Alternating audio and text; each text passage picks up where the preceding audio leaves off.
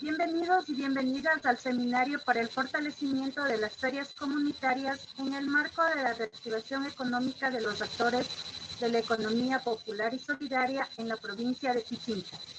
Les damos un cordial saludo a nombre de la doctora Paola Pavón, prefecta de la provincia de Pichincha, el ingeniero Alexandro Tonelo, viceprefecto de la provincia de Pichincha.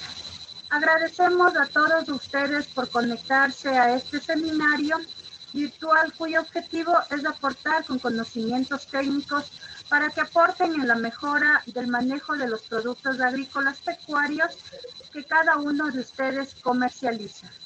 De manera especial solicitamos a todos los participantes mantener las cámaras encendidas y los micrófonos apagados a lo largo de todo este seminario.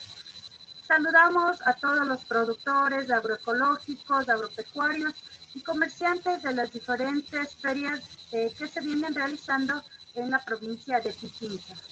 El objetivo de este seminario es fortalecer. Por favor, activar el micrófono. Gracias, Daniel. El objetivo de este seminario es fortalecer las ferias comunitarias de la provincia de Pichincha en el marco de la reactivación económica de los actores de la economía popular y solidaria dentro de la nueva normativa post-COVID-19. Para dar inicio al evento, el ingeniero Segundo Churuchumbi, coordinador de emprendimiento productivo, dará las palabras de bienvenida. Señor coordinador, le escuchamos, por favor.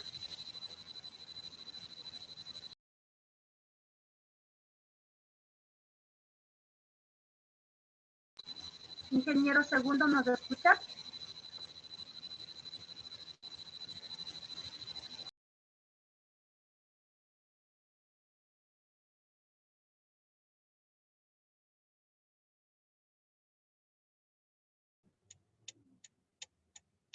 Buenas tardes. ¿Aló? ¿Me escuchan? Adelante, ingeniero Segundo, le escuchamos. Muy buenas tardes a todos y a todas. Quisiera expresar un cordial saludo a nombre de nuestras autoridades, la señorita prefecta, doctora Paola Pavón, de nuestro viceprefecto, el ingeniero Alexandro Tonelo, expresar un cordial saludo a nombre de nuestras autoridades, así también de nuestro director de Gestión de Economía Popular y Solidaria, el abogado Leonidas Moreno. Saludar a cada uno de ustedes, a los productores de Pichincha, a todos los participantes que han venido participando en todas las ferias comunitarias de Pichincha. Saludar a todos los productores, comerciantes, saludar también a los compañeros expositores que nos van a acompañar en esta jornada de capacitación de esta semana. Saludar y a los demás actores que se encuentran acompañando. Desde el gobierno de la provincia de Pichincha ha creído importante desarrollar este seminario para fortalecimiento de las ferias comunitarias. Las ferias comunitarias nacieron en el marco de la pandemia, en tiempos muy difíciles, en tiempos muy críticos, considerando también que la mayor parte de los feriantes o expositores son productores agropecuarios. Entonces, al menos este sector nunca paró durante la pandemia. Tuvo actividades permanentes, producción de sus cultivos, en sus chacras, en sus huertas, venían desarrollando actividades. Es así que también su reto fue abastecer los alimentos en sus barrios, en sus comunidades. Es así que de alguna otra forma generaron la iniciativa para desarrollar las ferias comunitarias. Y ahí nacieron básicamente con dos objetivos.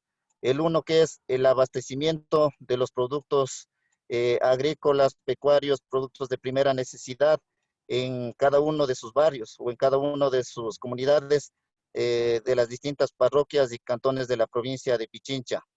Por otro lado, también otro de los objetivos importantes en esta época de crisis y de pandemia también fue el de dinamizar la microeconomía, la economía familiar, la economía local, la economía comunitaria. Es decir, su producción comercializar en las ferias, su producción vender ahí, tal vez en la misma comunidad, en el mismo barrio, y de esta forma generar los ingresos adicionales para la familia y el sustento de cada uno de los feriantes. Así nacieron las ferias comunitarias. Por eso quisiera felicitar por ese reto, por esa sobrevivencia, podríamos decir, en tiempo de crisis de la pandemia, etcétera. Lo que nos queda de hoy en adelante es en nuevos retos, proponernos nuevas estrategias, nuevas alternativas para poder sobrevivir. Es desarrollado este seminario, hemos organizado este seminario a fin de dotar, a fin de facilitar ciertas herramientas, ciertos conocimientos que nos podría ser de un aporte importante para la sostenibilidad de las ferias. Entonces, por eso se ha organizado este seminario y de alguna otra forma generar ciertas propuestas, ciertas herramientas para que las ferias sean sostenibles después de la pandemia. Con estas palabras quisiera agradecer la participación, quisiera felicitar a todos los participantes en este importante evento del Seminario de Fortalecimiento para las Ferias Comunitarias. Con esto quisiera agradecer y dar la bienvenida a nombre de las autoridades del gobierno de Pichincha. Bienvenidos a todos y a todas. Muchas gracias. Gracias, ingeniero. Agradecemos las palabras del ingeniero Segundo Churuchumbi, coordinador del área de emprendimiento productivo del gobierno provincial de Pichincha. Continuamos con el abogado Leonidas Moreno, director de gestión de economía popular y solidaria, quien nos dará a conocer un diagnóstico preliminar del seminario para el fortalecimiento de las ferias comunitarias. Adelante, señor director, le escuchamos. Muy buenas tardes, amigas, amigos que nos acompañan en esta tarde, en este seminario que el gobierno de la provincia de Pichincha pone a consideración fundamentalmente de uno de los sectores más importantes que están operando en el tiempo de la pandemia, que son las ferias comunitarias en donde se expenden los productos alimenticios en una lógica que va del consumidor directamente o del productor directamente al consumidor. Para el gobierno de la provincia de Pichincha es muy placentero poder tener este encuentro con ustedes, señoras y señores. Realmente quiero reiterar ese saludo cordial de parte de la señorita prefecta Paola Pavón y del señor viceprefecto de la provincia, el ingeniero Alexandro Tonelo, quienes están muy preocupados por todas las cosas que hay que hacer en función del pueblo de Pichincha. Pero también la pandemia nos está exigiendo determinado comportamiento tanto a las instituciones como a los seres humanos en función de precautelar la vida y la salud y en función también de garantizar la alimentación. Yo en todas mis intervenciones que hago siempre me refiero a que estamos en una guerra. Estamos en una guerra contra un virus que es invisible, que cuando llega deja mucho efecto, causa muchísimo daño y que obviamente ha enlutado miles de familias ecuatorianas. Reitero para todos ustedes, se cree que aproximadamente 37,000 personas han fallecido hasta el momento producto del COVID.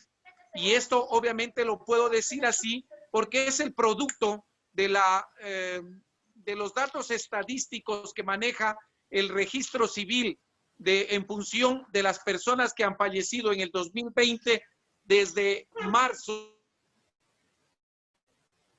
a septiembre del 2020. Entonces, en estos datos nosotros podemos darnos cuenta con plena realidad que son miles, 37,000 personas aproximadamente las que han perdido ya la batalla contra el COVID. Y eso también nos obliga a que nosotros como ciudadanos, ustedes como padres, como madres de familia, no bajemos la guardia nunca frente a este letal virus. Por ello, reiterar siempre las 3 reglas de oro que son el distanciamiento aún dentro de nuestra familia, el distanciamiento de aproximadamente 2 metros entre uno y otro ciudadano, el uso adecuado de la mascarilla que pueda cubrir exactamente la nariz y la boca, y también el uso de protección de algún mecanismo para nuestros ojos, que son los únicos sitios por donde ingresa el virus. Y adicional, el uso del jabón y del cloro y del alcohol. Es importante, estimadas señoras y señores, porque todos ustedes, todas las personas que están aquí en esta plataforma de conferencia, son personas que comercializan sus productos, son personas que están directamente relacionadas con la producción agropecuaria, pero también con la comercialización. Entonces, ustedes realmente reciban de parte de la Prefectura de Pichincha el reconocimiento de ser igual que los médicos, que las personas que en los hospitales protegen la vida de los ciudadanos, reciban ustedes el reconocimiento del gobierno de Pichincha por ser ustedes, en cambio, quienes protegen la alimentación de los hombres y mujeres de toda nuestra provincia e inclusive del país. Hace muchos meses, en plena pandemia, se utilizó una estrategia que nació justamente de los sectores populares, que nació en la comunidad, nació en el sector rural, el tener que evitar que los habitantes bajen a las zonas pobladas para abastecerse de alimentos y con ello justamente evitar que la población entre en contacto para que sea presa fácil de la contaminación del virus. Por eso es que se prefirió más bien que los ciudadanos se queden en su círculo, en su comuna, en su barrio, en su parroquia, para que ahí mismo puedan abastecerse de los productos. Y justamente para ello, obviamente, nacieron estas ferias comunitarias. A la presente fecha tenemos cerca de 90 ferias que están ejecutándose todas las semanas en nuestra provincia. Y para ello, el gobierno de la provincia de Pichincha, en muchísimas de estas ferias, está dotando de logística, presta las carpas en algunos sitios, en otros lados no es necesario porque tienen también sus propias carpitas y eso es muy bueno. Hacemos el tema de la logística, damos seguimiento. Quiero informarles que el día de hoy justamente acaba de ingresar una adquisición que se ha hecho para poder dotar de alcohol, de jabón, poder dotar inclusive de cloro para poder desinfectar los sitios y los recintos feriales, porque a nosotros sí nos interesa que esta comercialización continúe, que este espacio de comercialización que hace el productor lo siga haciendo. Y obviamente nosotros creemos que es una de las formas más seguras de abastecerse de alimentos. Por eso también hemos estado pendientes en las ferias, en todas las ferias, tomando las pruebas de COVID, las pruebas rápidas para detectar el COVID, en donde claro que hemos podido detectar algunos casos, pero esos casos han tenido que ser justamente tratados de forma inmediata. Primero, en beneficio de la persona que se la detecta infectada o contagiada. Segundo, de su círculo íntimo, que es el círculo familiar. Y por supuesto también de las personas que comparten la actividad de la feria y de los consumidores. Es decir, también hemos estado abasteciendo y dando este servicio por parte de Pichincha Humana como un ente de la Prefectura de Pichincha para poder, proteger y salvaguardar la seguridad de los comerciantes en este caso. Es decir, estamos dando todas estas facilidades para poder hacer la comercialización. Y hoy no podía faltar este taller, este seminario dirigido especialmente para fortalecer a las ferias comunitarias.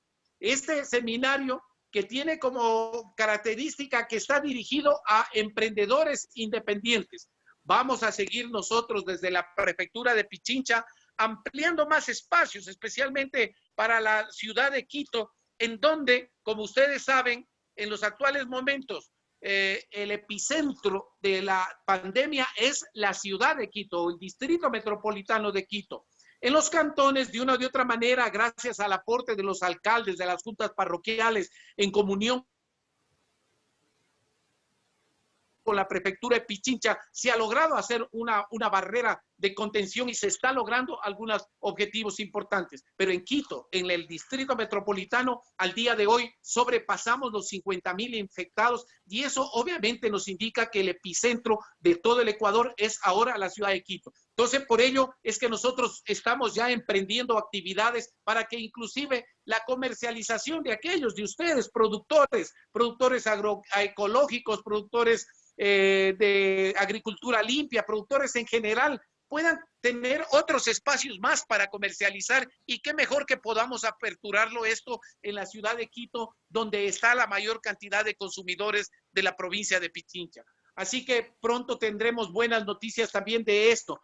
Así que el día de hoy, pues, reiterar el agradecimiento a nuestros expositores. El día de hoy va a estar el doctor Luis Amaya del Observatorio de Coronavirus, quien va a dar una importantísima charla sobre las medidas de prevención del contagio y programación COVID-19. También estará el día de hoy con nosotros el ingeniero Darío Cepeda, quien también estará hablándonos sobre el impacto de la agricultura campesina y familiar durante la pandemia. Durante toda esta semana, estimadas amigas y amigos, esperamos que nos acompañen en toda esta semana con importantes conferencias que se van a dar, como va a ser el manejo y cuidado de nuestra chacra, la importancia de la asociatividad para la comercialización de productos agrícolas y fomento de la economía solidaria. También va a haber la charla sobre el manejo y cuidado de animales menores, manipulación de alimentos, énfasis, manejo de cárnicos y lácteos, importancia de la cadena de frío, el manejo de la post cosecha de frutas y hortalizas. También habrá charlas sobre el servicio y atención al cliente para la sostenibilidad de las ferias comunitarias. Charlas importantes también como la experiencia de ferias comunitarias en Pichincha, en donde podemos establecer esa retroalimentación de la información que lo que ha pasado ya en las ferias y cómo mejorarlas a las ferias. Y por último, el consumo responsable de alimentos y sus aportes a la economía social y solidaria. Así que con toda esta temática importantísima, estimados compañeros ahora de esta aula virtual, bienvenidos a este seminario. Al finalizar de este seminario, ustedes recibirán una certificación de haberlo cursado y obviamente eso les sirve inclusive para su hoja de vida. Eso también servirá para que ustedes puedan establecer a sus clientes y decirles que están siendo capacitados con la finalidad de garantizar, por un lado, la entrega de estos alimentos sanos, de buena calidad, a precio justo y con inocuidad, y también, obviamente, garantizar su bioseguridad. Así que les deseo éxitos a los panelistas, a ustedes en calidad de alumnos y asistentes a este seminario. Les deseo el mejor de los éxitos. El gobierno de la provincia de Pichincha siempre estará junto a los pequeños y medianos productores para transformar la economía de la familia pichinchana. Muchas gracias por haberme escuchado. Gracias, señor director. Continuamos con nuestro primer panelista del día de hoy, el doctor Luis Amaya del Observatorio del Coronavirus de Pichincha, quien nos dará a conocer sobre las medidas de prevención de contagio y la propagación de la COVID-19. Médico Luis Amaya González es médico de primer nivel de atención, primera línea en atención de pacientes con diagnósticos confirmados de COVID-19, capacitador y tutor de estudiantes de medicina de la Universidad Central, capacitador de estudiantes de medicina en la Universidad Católica, miembro del Observatorio del Coronavirus del Gobierno Autónomo de Pichincha, capacitador de los GATS parroquiales a nivel de la provincia de Pichincha. Bienvenido, doctor Luis Amaya, le recibimos en este taller. Muchas gracias, doctor. Adelante. Buenas tardes, un privilegio tener la oportunidad de compartir con ustedes, con mi querida Pichincha, con todos los que formamos parte de esta lindísima provincia de nuestro país, y tener la oportunidad de poder compartir con ustedes sobre la prevención de COVID-19. Para quienes hemos estado en primera línea atendiendo estos casos, ha sido sin duda alguna un reto inmenso, ya que se nos ha complicado muchísimo la gran cantidad de pacientes que se han contagiado en esta temporada. Como ustedes saben, y lo dijeron con toda razón, Pichincha ahorita tiene prácticamente la mayoría de casos y, bueno, que están muchos de ellos centralizados en la ciudad de Quito. ¿Esto que nos indica? A no bajar la guardia, por favor. Compañeros, compañeras, a no bajar la guardia jamás, porque ahora más que nunca que estamos reactivando esta parte de economía, la economía pequeña, la micro, la mediana economía, es ahora donde más tenemos que estar cuidados de evitar y disminuir el riesgo de contagio. El día de hoy yo quiero compartir con ustedes una capacitación con una pequeña introducción, y una vez que hayamos entendido esta pequeña introducción, vamos a entender cuál es la clave de los principios de la prevención de COVID-19. Tengo el gusto y la tranquilidad de decir que hasta ahora, después de haber estado meses trabajando con personas con síntomas respiratorios, con personas complicadas, con personas graves de COVID, respetar estas medidas que les voy a contar el día de hoy me han permitido, a mí al menos hasta ahora, mantenerme prácticamente sin infección, sin haberme contagiado. ¿Se puede evitar el contagio de COVID-19? Por supuesto que sí. Respetando y siendo muy diligente en respetar las medidas de prevención, ustedes pueden garantizar la máxima protección y la mayor posibilidad de evitar contagiarse de esto. Una vez que leemos de los principios clave, también vamos a hablar sobre los mitos en la prevención, así que quiero que pongan muchísima atención. Vamos a estar también atentos para algunas dudas o preguntas. Como pequeña introducción, lo que quiero compartir con ustedes es esto. En este esquema resumo prácticamente la manera de cómo el COVID se transporta de una persona, el SARS-CoV-2 que causa COVID-19 se transporta de una persona enferma a una persona sana, y de esa manera la persona sana se contagiaría. Supongamos ustedes tienen aquí a su mano izquierda una sombra, ¿verdad? Supongamos que esta sombra que ustedes ven aquí, que les estoy señalando con el puntero, corresponde a una persona que está contagiada, ¿ok? Y más bien que a su mano derecha, la persona que está, la sombra que está hacia el lado derecho es de la persona que no está contagiada, es decir, que está sana, ¿ok? A la izquierda la persona contagiada, a la derecha la persona sana. Si es que la persona de la izquierda está contagiada, ¿cómo va a pasar o qué tiene que suceder para que una persona que está contagiada transmita el virus, que lo vemos aquí, justo aquí, que ustedes lo ven, transmite el virus de la persona sana? ¿Cómo se contagia una persona sana? Obviamente en contacto con una persona enferma. Pero ¿cuál va a ser la situación? La persona enferma tiene dos puertas de salida del virus de su cuerpo para que el virus vaya hacia la persona sana. Las puertas de salida conocidas y las más frecuentes y las más típicas que generan la infección son dos. La primera es la nariz. En el momento en que yo estornudo y sale secreción por mi nariz, esa es una puerta de salida porque esa secreción tiene el virus de una persona enferma. Y además de la nariz, la boca, por supuesto que sí. Hoy por hoy todavía no se ha demostrado ni está confirmado que el sudor o alguna otra secreción contagie el virus. Sin embargo, hay que tener un poquito de cuidado con el contacto estrecho con otras secreciones de personas que podrían estar contagiadas. Pero, formalmente hablando, las dos puertas por donde el virus sale desde una persona enferma hacia una persona sana son la nariz y la boca de la persona enferma, ¿ok?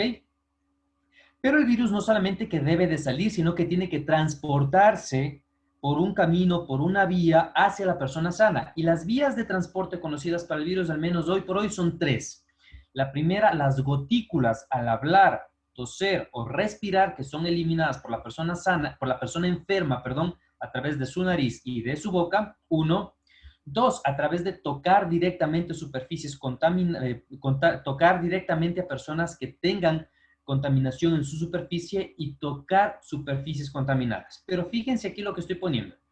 Miren acá abajo en la parte inferior izquierda que correspondiente a la persona sana, nosotros en la persona sana, en cambio, tenemos tres puertas de entrada. Habíamos visto, las puertas de salida del virus de una persona enferma son dos, nariz y boca. Así que, ¿de qué tenemos que cuidarnos de las otras personas? De su nariz y de su boca, de lo que sale de su nariz y de su boca.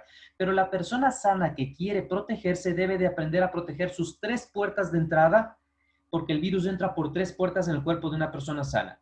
Uno, los ojos. Dos, nariz. Y tres, su boca. Y aunque estas son las tres puertas de entradas conocidas del virus en el cuerpo, el virus no entra por el oído, el virus no entra por el cuero cabelludo, el virus no entra por la piel íntegra, ¿sí? Solamente entra a través de los ojos, nariz y boca de una persona sana. Pero el virus tiene un gran amigo que nosotros no nos hemos dado cuenta y que son nuestras manos. Porque si nuestras manos están sucias o contaminadas, nosotros sin darnos cuenta vamos a llevar nuestras manos a los ojos, a la nariz o a la boca cuando nos rascamos estas partes. Por esa razón hay que tener cuidado porque el virus es muy buen amigo de las manos que no están limpias, ¿ok?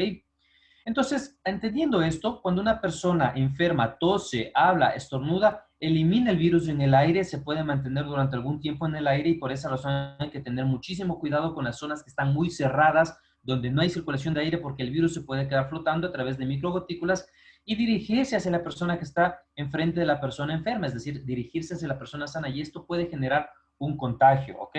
Por esa razón es que vamos a aprender a raíz de esto cuáles son las medidas de prevención. Segundo, si es que usted no conoce quién es la otra persona, si usted no sabe si la otra persona está enferma o no, lo menos que debe de hacer es tener contacto directo con esa persona, es decir, abrazarse, dar besos en la mejilla, dar besos en la boca, porque si usted no sabe qué condición de salud tiene la otra persona, usted puede estar cometiendo el error de tener contacto directo con superficies de la persona que podrían estar contaminadas y que pueden favorecer que el virus entre por los ojos, nariz o boca de la persona sana.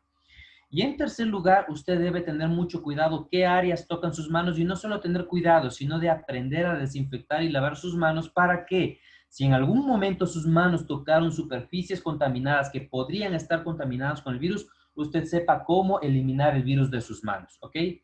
Esto como primera parte, como introducción, porque si usted comprendió lo que le acabo de explicar ahorita, usted va a entender muy bien cómo prevenir la infección por COVID-19.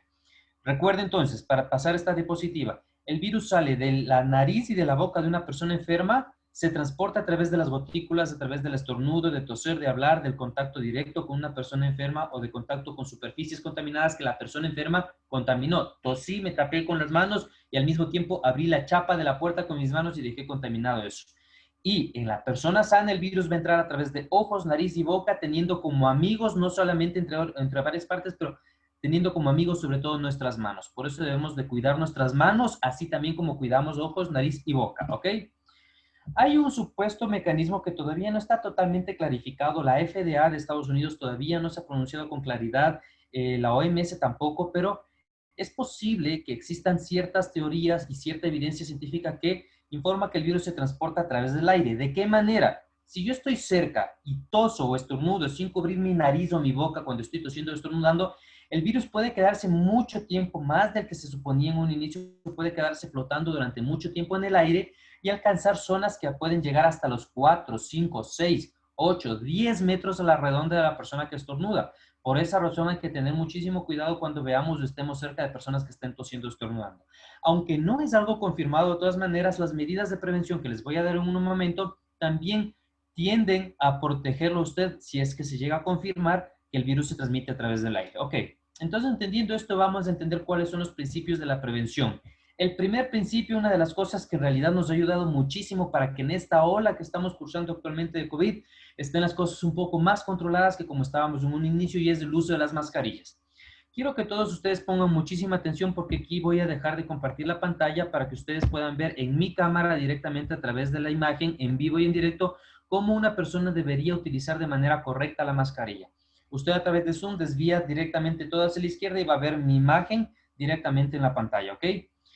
Esta es una mascarilla quirúrgica. Aquí tengo una mascarilla de fabricación artesanal que se puede utilizar, lavar, relavar. Y también tenemos una mascarilla de tipo mascarilla N95, ¿ok? Como ustedes pueden ver acá. Estos son los tres tipos de mascarilla que se comercializaban esta temporada. Las tres sirven para COVID-19, por supuesto que sí. En primer lugar, con la mascarilla N95, que es una mascarilla de alta filtración, pues obviamente el COE Nacional se ha pronunciado sobre esto y ha recomendado que estas mascarillas se utilicen de preferencia en ambientes hospitalarios por el personal de salud, porque ya que nosotros estamos constantemente trabajando con casos confirmados, necesitamos tener esa protección específica. La población en general, utilizando bien una mascarilla N95, una mascarilla quirúrgica certificada o una mascarilla casera artesanal, pueden beneficiarse y disminuir muchísimo el riesgo de contagio. Hablando sobre la mascarilla, lo primero sobre la mascarilla quirúrgica certificada. Quiero hablar sobre esta primero porque la otra, la artesanal, es mucho más sencilla de utilizarla porque se nota muy bien cuál es la parte que va hacia arriba, hacia abajo, hacia adentro y hacia afuera. Pero si usted opta por las mascarillas quirúrgicas certificadas, debe reconocer lo siguiente. Una mascarilla quirúrgica certificada tiene un lado que va hacia afuera y un lado que va hacia adentro. Usualmente las mascarillas quirúrgicas certificadas tienen dos colores. Uno que es un color azul, verde, dependiendo de la marca, y otro que es un color totalmente blanco, ¿ok? El color, la parte que tiene color azul o verde, es la que va siempre hacia afuera, ya que tiene fibras que evitan que las moléculas líquidas de saliva que puedan toser por ahí, evita que penetren. Estas fibras hacen que se capten aquí afuera las partículas y evitan que penetren a capas más profundas. Más bien, la capa blanca tiene una capa más bien que retiene mejor la respiración y el vapor que emito cuando respiro. Por esa razón, la parte blanca va siempre hacia adentro y la parte de color siempre va hacia afuera, ¿ok? En primer lugar eso, ya saben qué lado va hacia adentro y qué lado hacia afuera. En la parte de color va siempre hacia afuera. Segundo, ¿qué parte va hacia arriba y qué parte de la mascarilla va hacia abajo? Siempre en la mascarilla nosotros tenemos un borde con una pinza, con un aparatico metálico flexible, maleable, que le permite acomodarse bien hacia la nariz. Esa es la parte que va hacia arriba.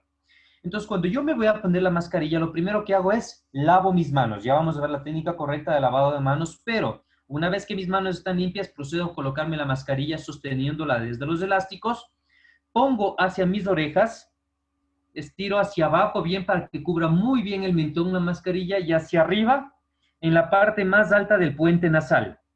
Esta banda metálica que está hacia aquí arriba me permite ajustarle muy bien hacia mi puente nasal para evitar que se formen pequeños huequitos. Si yo no ajusto, miren cómo tengo grandes huecos por donde va a entrar aire no filtrado. Por lo tanto, tengo que ajustarlo muy bien aquí y apegarlo muy bien a mi nariz, de tal manera que la mascarilla prácticamente se quede bien pegada hacia todo el borde de mi nariz y evitemos que el aire no filtrado entre a través de sus orificios. ¿Ok? Primero. Sin embargo, la gente comete un error muy frecuente al utilizar este tipo de mascarillas y es sobre el tema de los elásticos. Un grandísimo error que se comete y les voy a explicar para que entiendan. El principio para que una mascarilla funcione de manera correcta es que se fije muy bien a toda la superficie de la cara, por los lados de la mejilla y a la parte inferior en el mentón. Porque si se fija bien en esas superficies, el aire va a entrar filtrado directamente a través de la mascarilla y no va a entrar por huequitos que se forman por la forma anatómica de mi cara. En el momento, uno de los errores que la gente comete con la mascarilla es hacer esta torsión con el elástico antes de ponérsela en sus orejas, ¿sí? Y este es un grandísimo error, porque en el momento en que yo torsiono, fíjense qué pasa con la esquina superior y la esquina inferior. En el momento en que yo hago una torsión, miren qué pasa con las esquinas, se unen las dos y fíjense qué es lo que pasa, se genera un gran hueco por donde va a entrar aire no filtrado y por donde va a salir aire no filtrado también. Entonces, por esa razón, nunca haga esta torsión, porque esta torsión va a hacer que la mascarilla se separe de la cara y por este gran hueco, miren cómo entra tranquilamente mi dedo, entran dos dedos aquí tranquilamente por donde va a entrar aire no filtrado. Entonces, por favor, nunca la mascarilla sí, la mascarilla siempre de la manera como estamos viendo en este momento. De esa manera, yo sé que todo el borde de la mascarilla está firmemente adherido a mi superficie facial, ¿ok? Nunca, por favor, mascarillas certificadas quirúrgicas o mascarillas N95, por favor, nunca las lave ni las desinfecte ni con cloro ni con alcohol. Está demostrado que desinfectar estas mascarillas con cloro y con alcohol o lavarlas prácticamente las vuelve inútiles para protegerla contra el virus. Si usted utiliza una mascarilla de tela lavable, la gran ventaja de esas es que sí se pueden lavar y que serán útiles y funcionales mientras la mascarilla esté íntegra, ¿ok? Entonces, esto con relación a la mascarilla quiero que quede muy claro porque la mascarilla prácticamente ha sido una de las cosas que ha hecho que en nuestra ciudad, en nuestra provincia, esta ola que estamos viviendo en este momento de COVID sea mucho más controlada que las olas que tuvimos al inicio, ¿ok? Entonces, por esa razón, con el tema de las mascarillas, lo siguiente, el uso adecuado. Cuando decimos uso adecuado, es lo que les acabo de explicar hace un momento, el uso adecuado, la parte que va del color hacia afuera, la parte blanca hacia adentro, no darle torsiones a los elásticos de la mascarilla, asegurarse que se fije bien en toda la superficie de la cara, fijar muy bien la nariz, la banda metálica en la parte de la nariz y, por favor, nunca desinfectarlas ni con alcohol ni con cloro si es que son las mascarillas N95 o las quirúrgicas certificadas. Si son las de tela, usted puede lavarla tranquilamente con agua, jabón y un desinfectante y reutilizarla cuando esté completamente seca, ¿ok? ¿Cada cuánto deberían cambiarse? Una mascarilla N95 bien cuidada, bien mantenida y bien protegida, tranquilamente le dura unos 3, 4, 5 días. Si es que usted nota que su mascarilla quirúrgica certificada o N95 están visiblemente sucias o ya se nota que se están deshilachando y ya la mascarilla está endeble, es mejor cambiarla por una nueva, ¿ok? La gran ventaja, en cambio, de las mascarillas de tela, que pueden reutilizarse durante el tiempo que la tela esté íntegra, ¿ok? Y cuando usted esté utilizando la mascarilla, evite tocarla o manipularla, y si la toca o la manipula porque quiere reacomodarse la mascarilla, perfecto, me acomodo bien porque se me está zafando un poquito, me lavo las manos, ¿sí? Y si me la voy a retirar, la retiro directamente del elástico, porque si yo la retiro desde aquí adelante, estoy topando todo el filtro de la mascarilla que podría tener el virus. Pues si la topo, igual me lavo las manos y me la retiro para desecharla desde los elásticos, ¿ok? Eso con respecto a las mascarillas. Número 2, otra de las maneras de prevenir COVID-19 es una adecuada etiqueta respiratoria. ¿A qué se refiere la etiqueta respiratoria? 1, a que si yo voy a toser o yo voy a estornudar, necesito taparme mi boca con un trapo o un pañuelo desechable, ¿ok? Si no tengo un pañuelo desechable, me tapo, como sabemos, con el ángulo del codo. Pero así me tape con un trapo desechable o con el ángulo del codo, mi obligación inmediatamente después de eso, y más que nada ustedes que van a trabajar con alimentos, su obligación es, me tapo con el ángulo del codo y con un pañuelo desechable, y lo inmediato que hago es lavarme mis manos con agua, con jabón o con alcohol gel. Ojo, ustedes me van a decir, pero si me estoy tapando con el ángulo del codo, ¿por qué tengo que lavar mis manos? Por lo siguiente, porque en el momento que usted tose o estornuda, todo ese vapor de agua que tiene el virus puede salir alrededor de 2 o 3 metros a la redonda, y obviamente va a contaminar sus manos aunque se tape con el codo. Por esa razón, igual recomendable inmediatamente lavarse las manos. Y lo importante, si usted tiene síntomas que podrían ser compatibles con COVID, fiebre, tos, pérdida del olfato o algún otro síntoma de los que ya se conoce que son compatibles con COVID, la recomendación es mejor no acuda a su unidad laboral o no acuda a sus actividades, porque usted podría estar contagiando a otras personas.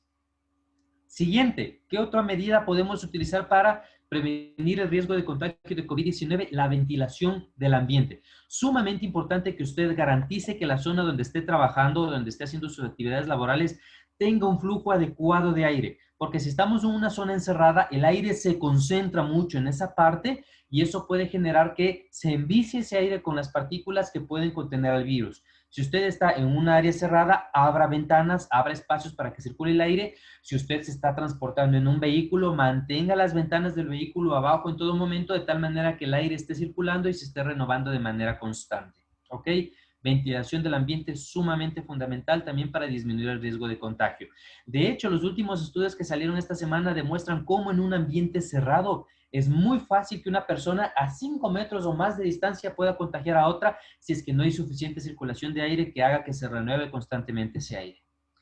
Lo que habían dicho hace un momento, el distanciamiento social es fundamental, y esto es una de las cosas que quizás porque ya nos hemos acostumbrado lo estamos minimizando.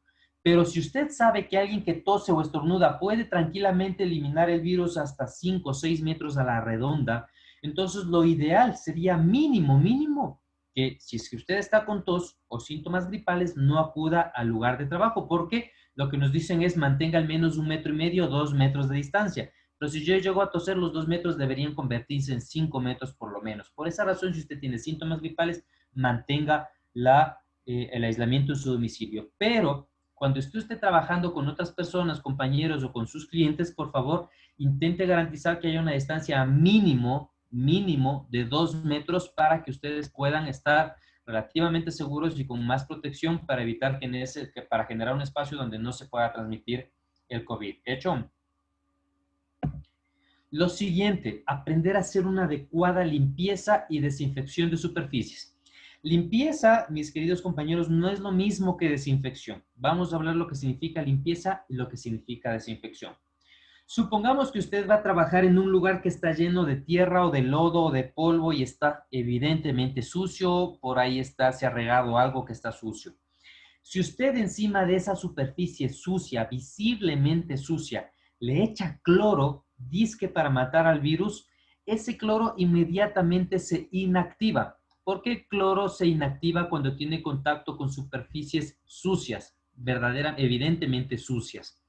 Entonces, por favor, lo primero que usted debe de hacer en su área de trabajo es un proceso de limpieza y luego de desinfección. ¿Cuál es la diferencia entre limpieza y desinfección?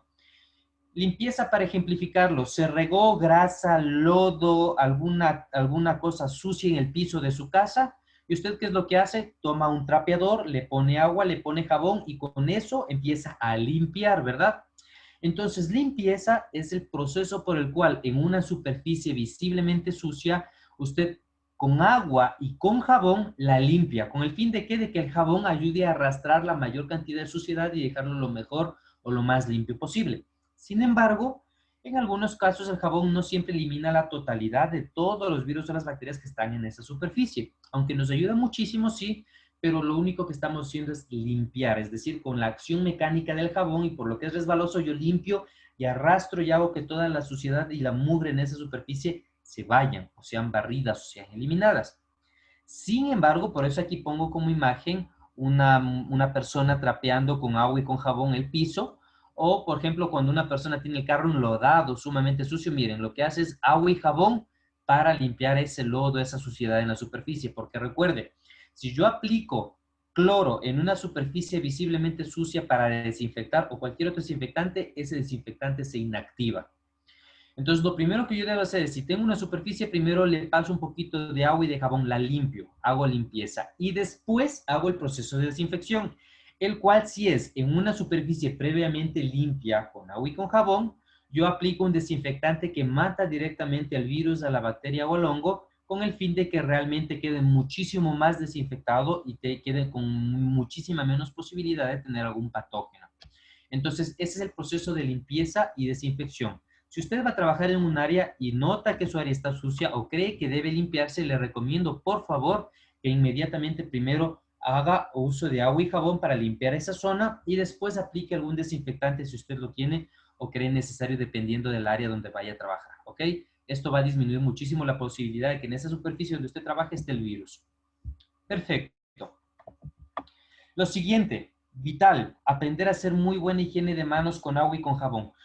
Yo estoy sumamente en contra de, bueno, es discutible, pero no estoy muy de acuerdo con la publicidad que dice lávate por lo menos por 20 segundos las manos. Porque si yo puedo extenderme unos 20 segundos más sabiendo que estoy garantizando una limpieza adecuada, prefiero tomarme 40 segundos, pero saber que mis manos están limpias y están libres de virus y están permitiéndome a mí usarlas con toda seguridad. Entonces intentemos, por favor, que la limpieza y el lavado de manos sea por al menos 40 segundos, ¿ok? Pero el proceso de lavado de manos no es solamente frotar palma con palma y listo y se acabó, por favor.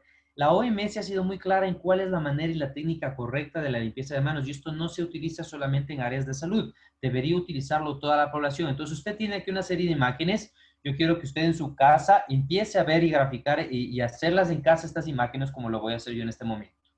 Lo primero que hago es, si mis manos están potencialmente sucias, lo primero que hago es abro la llave del grifo, ¿ok? Como mis manos estaban sucias, en el momento en que yo toco la llave del grifo, voy a dejar contaminando o ensuciando también esa llave del grifo, ¿ok? Entonces acuérdese de esto que le digo para que sepa después cómo vamos a evitar volvernos a infectar las manos o contaminarlas cuando cerremos la llave ya una vez cuando estén nuestras manos limpias, ¿ok? Entonces, si mis manos están sucias, lo primero que yo voy a hacer es abrir la llave del grifo. Obviamente, como mis manos están sucias, voy a dejar contaminando esa llave del grifo con mis manos, pero dejo que caiga el agua, mojo mis manos con suficiente agua e inmediato lo que hago es aplicar jabón líquido, el jabón que tenga usted disponible. Un jabón en suficiente cantidad para que haga la suficiente cantidad de espuma. Si usted nota que no hace suficiente espuma es porque sus manos están bastante sucias. Entonces enjuago y vuelvo a poner un poquito más de jabón para que mis manos hagan la suficiente cantidad de espuma. Y primero que hago para limpiarlas palma con palma. Vemos el numeral 2, en la imagen número 2, palma con palma en un movimiento circular, ¿sí? Palma con palma en un movimiento circular. Número 3, me voy el dorso de mi palma, estoy en mis dos palmas aquí, me voy al dorso, dorso contra palma, cambio de lado, dorso contra palma.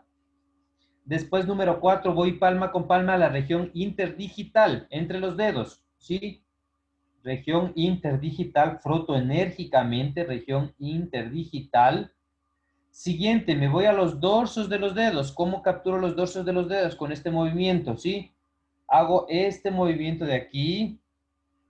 Dorso, cambio de lado. Sí, siempre de los dos lados, ¿no? Dorsos de los dedos. Después, número 5, número 6. Me voy a las partes de mis dedos que más utilizo, los dedos pulgares, ¿sí? hago este movimiento. Con mi palma envuelvo todo el pulgar y hago este movimiento circular, ¿sí? Cambio de lado. Después, número 7, ¿a dónde me voy? A las partes que yo más he visto que suelen ensuciarse con mucha facilidad, que son las uñas de los dedos. Por lo tanto, que usted debe garantizar que las uñas de sus dedos estén completamente cortas, ¿ok? Entonces, con mis uñas cortas, si yo veo que mis uñas tienen mugre debajo, que están negras, tengo que cortarme esas uñas. Y cuando me lave las manos, pongo mi palma y mis uñas directamente contra mi palma y hago movimiento circular, ¿ok? Movimiento circular para limpiar las uñas de mis dedos. Cambio de lado, uñas de mis dedos, ¿ok? Y una vez que he hecho esto, recuerde con el jabón debe de avanzar siempre hasta la parte proximal de la muñeca, hasta la primera parte de la muñeca, y ahí sí empiezo a enjuagarme mis manos. Pero recuerde lo que le dije al inicio, usted abrió la llave con sus manos sucias, entonces la llave se quedó sucia. Yo me enjuago mis manos y lo primero que hago es no cierro la llave. Con mis manos que están ya limpias, tomo una toalla desechable, me seco bien las manos y con esa misma toalla desechable cierro la llave para evitar contaminarme, como vemos justamente en esta imagen. Usted toma con sus manos que están mojadas y ya limpias, usted toma esa llave, primero antes de cerrar la llave, toma un pañito, una toalla desechable, se seca las manos y utilizando esa misma toalla desechable cierra el grifo para evitar que esa contaminación que está en el grifo vuelva otra vez a sus manos, ¿ok? Y así sus manos están limpias. Si es que usted va a utilizar alcohol gel, es exactamente el mismo procedimiento.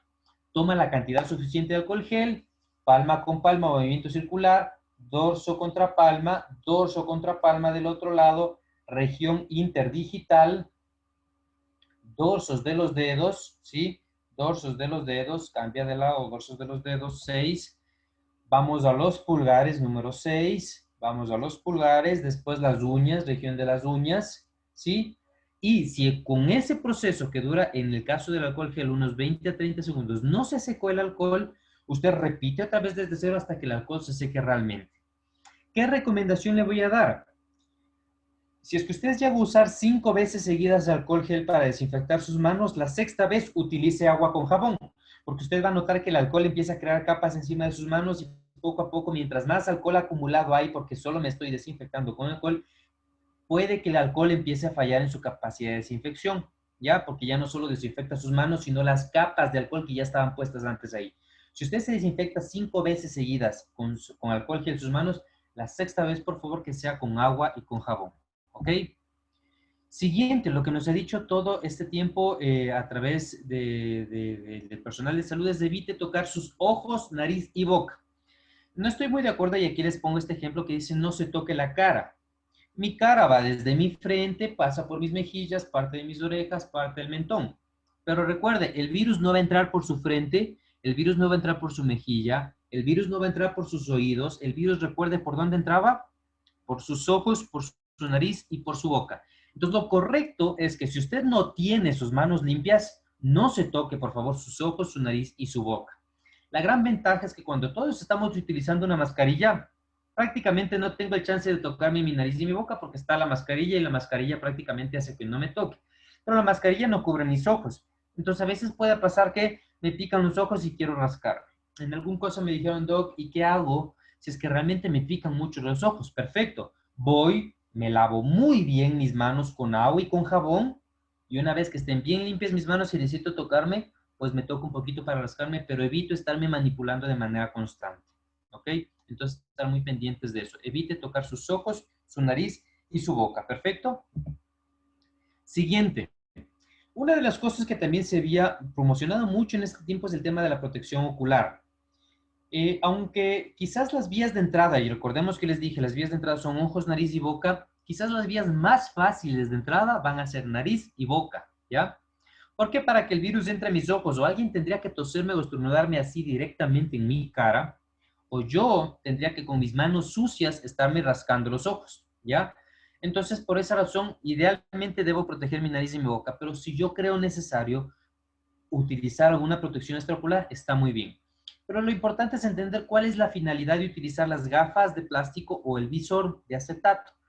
La idea es que haya una capa extra de protección. Las gafas y el visor, sobre todo el visor, ustedes han visto que cubre desde la frente hasta el mentón. Pero el visor jamás reemplaza una mascarilla. Así que jamás piense que por utilizar el visor, si es que no utiliza mascarilla, igual está cubierto. No. Usted tiene que utilizar obligatoriamente la mascarilla porque la mascarilla permite filtrar y captar pequeñas micropartículas que el visor no permite. Porque una vez que yo utilizo el visor, si alguien me tose por un lado, tranquilamente por detrás del visor puede entrarse eso a mi superficie facial. Entonces, el visor solamente me sirve para que si alguien realmente me tose directamente de frente, las macro gotas de saliva, las gotas grandes de saliva, sean captadas en el visor y no entren directamente a mis ojos, nariz o boca. Pero el visor bajo ningún concepto reemplaza la mascarilla, ¿ok?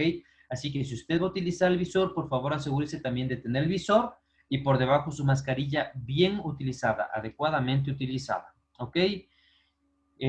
Así que estemos muy pendientes con esto. Tenga mucho cuidado si usted va a utilizar el visor para conducir, porque el visor puede alterar su capacidad de ver con claridad y puede generar que usted cometa un accidente de tránsito.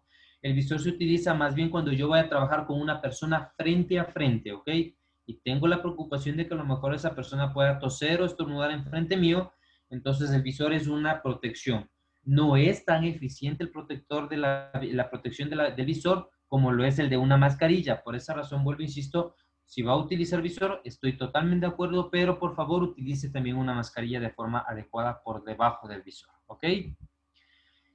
Estos prácticamente son todos los métodos que tenemos nosotros disponibles. Yo los he utilizado con toda seguridad y créanme que he garantizado de esta manera que a pesar de estar con personas con diagnóstico confirmado de COVID-19 graves, en estado críticos, muchos de ellos, a pesar de eso, he tenido la bendición de no haberme contagiado y espero mantenerme así hasta que tengamos una vacuna y podamos inmunizar a la gran mayoría de la población. Sin embargo, es importante no bajar la guardia. Por eso utilice todos estos mecanismos que le acabo de dar. Sin embargo, quiero en estos últimos 10 minutos que me quedan más o menos compartirles con ustedes algunos mitos que la gente piensa que son verdad para prevenir la infección por COVID-19 que en realidad no lo son y que le pueden hacer a usted creer que está protegido cuando en realidad no lo está. Mito número 1, que la gente piensa que le ayuda a prevenir COVID-19. El uso de guantes, ¿me ayuda a prevenir COVID-19? La respuesta es no. Los guantes no me ayudan a proteger COVID-19. Los guantes tienen el fin de evitar el contacto directo con fluidos, ¿ok? Por eso los médicos utilizamos guantes cuando voy a manipular una herida contaminada, una secreción contaminada, ¿sí? Pero los guantes no me protegen del COVID-19. ¿Por qué razón? Uno, porque a través de mis manos, recordemos, el COVID no ingresa a través de mis manos. Mis manos simplemente son ayuda para llevar el virus hacia mis ojos. Y si yo me pongo guantes, aunque me ponga guantes, puedo que esté contaminando mis guantes y porque pienso que tengo guantes no me contamino y me llevo los guantes a mis ojos, mi nariz o mi boca, puede estarme infectando. Esto me refiero con COVID.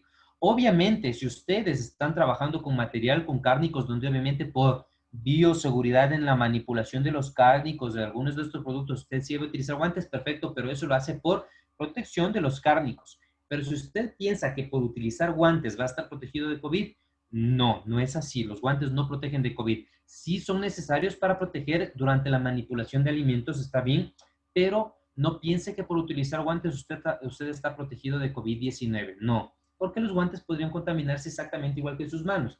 Y si usted se pone guantes para evitar que el COVID entre por sus manos, recuerde que el COVID no entra por sus manos, entra por sus ojos, nariz y boca. Y las manos son amigas del COVID para llevárselo a los ojos, nariz y boca. Entonces simplemente hay que seguir protegiendo nuestros ojos, nariz y boca. Y si voy a utilizar o voy a manipularme, primero lavarme de manera adecuada mis manos. Y si veo que mis guantes están visiblemente sucios, porque los tengo que utilizar por la feria de alimentos, pues me los retiro y cambio por unos nuevos, ¿ok?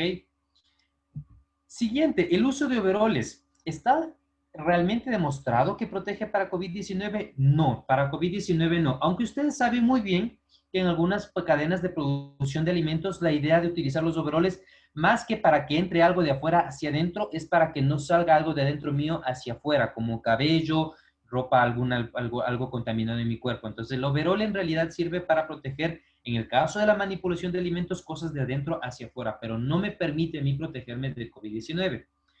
Como les dije y vuelvo, insisto, veamos en este ejemplo el overol que utiliza la persona. Recordemos que el overol le cubre desde la cabeza, pasamos por las orejas, pasamos por el cuello, espalda, hasta prácticamente el origen de los zapatos, ¿no es cierto? Pero la pregunta es, el virus de COVID-19 entra a través de mi hombro, entra a través de mi cuello, entra a través de mi cabello, entra a través de mis orejas, no.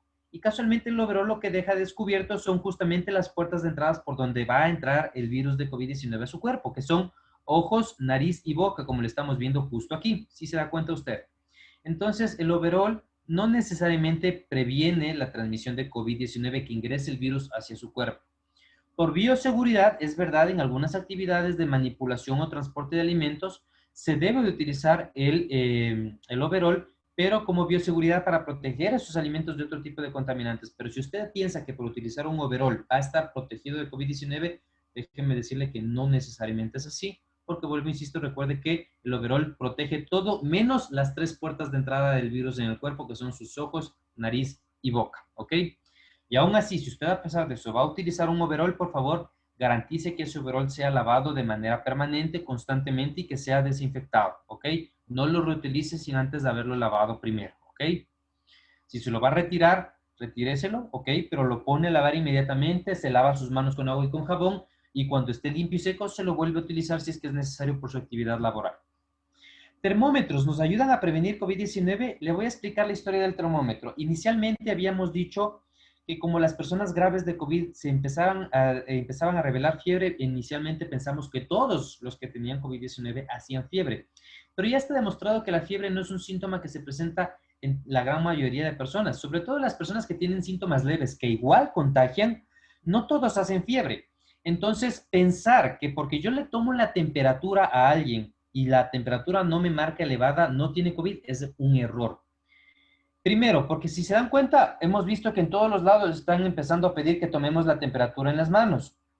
El termómetro no dispara ningún tipo de radiación, simplemente es un sensor que recibe información de tu piel, no te dispara absolutamente nada. Cuando yo entro a un centro comercial y alguien me quiere medir la temperatura en mi brazo o en mi mano, yo le digo inmediatamente, no, mídame aquí, por favor, porque es también trabajo de nosotros enseñar a la población que es un error pensar que porque me pongan el termómetro en la frente me va a dar cáncer o me están poniendo radiación.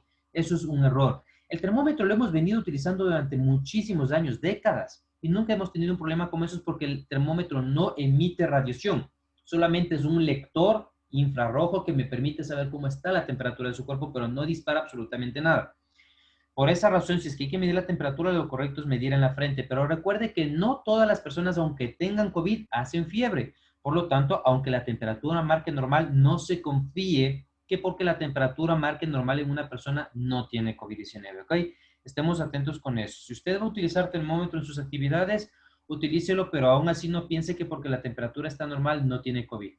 La temperatura normal en la superficie frontal o axilar es menos de 37.5, ¿sí? Si pasa de 37.5, podríamos estar hablando de una forma inicial de alza térmica, 37.5 grados centígrados, ¿ok? La gran ventaja es que estos termómetros, muchos de ellos incluso le marcan ya una alarma o le prenden un foco rojo cuando está la temperatura elevada, pero la temperatura idealmente debería estar por debajo de 37.5, ¿ok? No tomen la muñeca, por favor, no sirve de nada porque la muñeca usualmente es mucho más fría que el resto del cuerpo y aunque yo tenga fiebre, si me toman la temperatura en mi muñeca va a marcar una temperatura normal. Así que, por favor, aprendamos a perder el miedo al termómetro que no hace absolutamente nada y utilicémoslo en la frente, ¿ok? Algunas sustancias y químicos que se han promocionado muchísimo en este tiempo están en estudios, sí es verdad, pero todavía no tienen resultados relevantes o evidentes para prevenir la infección, ¿sí?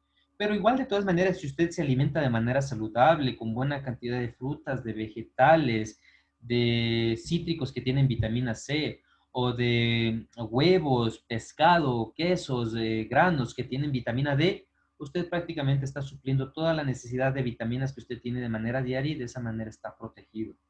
Aún todavía, vuelvo, insisto, no hay estudios muy claros o muy evidentes que respalden que las vitaminas ayudan a disminuir el riesgo de complicaciones. No ayudan a prevenir COVID-19, las vitaminas no ayudan a prevenir que usted se contagie, pero aparentemente hay algunos estudios que están intentando analizar si es que podrían evitar que una persona tenga un curso más grosero de la enfermedad con la adecuada nutrición. Pero esto no significa que usted debe ir ahorita a comprarse todas las vitaminas del mundo habidas y por haber. No cometa ese error.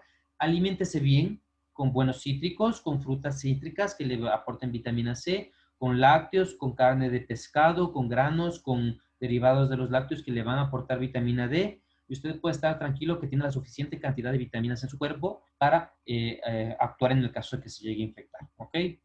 Los túneles de desinfección se vieron muy prometedores en el inicio porque aparentemente pasar por una máquina que te bota un líquido desinfectante es la mejor manera para desinfectarse y evitar la transmisión del COVID, pero también es un mito. En realidad, los túneles de desinfección nos sirven por varias razones. Uno, recuerde, usted ni siquiera está seguro de qué desinfectante o qué líquido tiene el túnel de desinfección. Podría ser tranquilamente agua y el agua no le va a desinfectar la superficie de su cuerpo de COVID. Uno. Dos, el túnel de desinfección le va a mojar su mascarilla. Y recuerde que yo le dije muy bien que si su mascarilla se moja, prácticamente esa mascarilla ya no sirve para protegerlo y evitar la transmisión de COVID o la propagación de COVID-19. Así que entrar en un túnel de desinfección es un error. 3. El túnel de desinfección, ¿qué partes del cuerpo van a mojar? Va a mojar su gorrita, va a mojar su saco, va a mojar su pantalón, va a mojar sus zapatos. Pero ¿de dónde sale el virus en una persona enferma? De su nariz y su boca. Y la pregunta es, ¿el líquido de los túneles de desinfección entra a la nariz o entra a la boca? Jamás. Entonces jamás va a evitar que la fuente de origen de COVID esté completamente limpia. Siguiente. Fíjese en lo siguiente. Una vez que usted pasa por este túnel de desinfección, el químico puede caerle en su piel y puede generar irritación de la piel, así que por esa razón tampoco están recomendados los túneles de desinfección. Y finalmente, solo basta que otra cosa, para que un desinfectante tenga una acción adecuada y pueda eliminar el virus de una superficie, ese desinfectante debe estar en contacto con la superficie por lo menos de 5 a 10 minutos. Es decir, que para que medio tenga un poco de efecto un túnel de desinfección, usted deberá estar sumergido en ese líquido de desinfección por lo menos unos 10 minutos, lo cual no tiene sentido. Y siguiente, bastaría que usted salga de ese túnel de desinfección empapado en desinfectante y que tosa o estornude si es que está contagiado, para obviamente contagiar otra vez toda esa superficie y que el túnel de desinfección no haya servido para nada. Pasa exactamente lo mismo con las alfombras de desinfección. Están orientadas a desinfectar los zapatos, pero el virus no va a entrar a través de mis zapatos. Aunque se pega a mis zapatos, recuerden que el virus entra por mi nariz, por mis ojos, por mi nariz y por mi boca. Y yo no estoy pegando mis ojos, mi nariz y mi boca hacia mis zapatos. Por lo tanto, no tiene tanto sentido hacer una desinfección de los zapatos porque el COVID no va a entrar a través de mis zapatos hacia mi cuerpo. Entonces, lo único bastaría que sería recomendable que cuando yo llegue a mi casa, obviamente sé que mis zapatos están sucios, lo que hago es me retiro los zapatos, los dejo en la entrada, me lavo inmediatamente de mis manos, si quiero me cambio de ropa, si quiero me pego una ducha, pero al menos con saber que estoy entrando con mis manos limpias y que me limpio con mis manos limpias, me lavo mi cara, puedo estar totalmente tranquilo de que las áreas más delicadas, que son ojos, nariz y boca, y mis manos están protegidos y están limpios para evitar una transmisión de COVID-19. Una de las cosas que también se hizo muy común es el famoso uso del dióxido de cloro. En muchos de los casos no es ni siquiera dióxido de cloro, y en muchos de los casos que sí es dióxido de cloro, lo que hemos visto más bien son unas esofagitis, unas quemazones de los esófagos, de la vía aérea, sumamente groseros por el uso del dióxido de cloro. Vale recalcar, por favor, queridos compañeros, para ir terminando, que el dióxido de cloro no tiene ningún respaldo médico para decir que previene la infección o ayuda a curar COVID-19. Más bien hemos visto, y ya se han reportado casos de infantes, de niños, que han fallecido por utilizar el dióxido de cloro directamente causado por la intoxicación que les genera el dióxido de cloro. Así que tengan cuidado con el dióxido de cloro y las soluciones minerales milagrosas que no tienen ningún fundamento científico para prevenir la infección. Recuerden, por favor, acudir a su médico de confianza y si tienen alguna duda o alguna situación, acudir directamente a los servicios de salud. No soy muy amigo de promocionar cosas que no tienen ningún respaldo científico y tengo que mencionarles que tuve casos de muchos pacientes que llegaron pensando que el dióxido de cloro los iba a curar con diagnóstico confirmado, que estuvieron tomando 2, 3, 4, 5, 6 días seguidos el dióxido de cloro y que llegaron lastimosamente recién después de haber pasado ese tiempo ya con casos muy complicados y graves que no se salvaron del COVID-19. Así que por favor, escuche a su médico, a una persona que tenga el título de médico sobre cuál es la manera correcta de protegerse contra el COVID-19 y cuál es la manera correcta de tratarlo o de hacer un tratamiento para prevenir complicaciones en el caso de que usted se llegue a contagiar. Esto quería compartir con ustedes, compañeros. Si hay alguna duda, alguna pregunta, estoy totalmente abierto para resolverlas. Muchísimas gracias.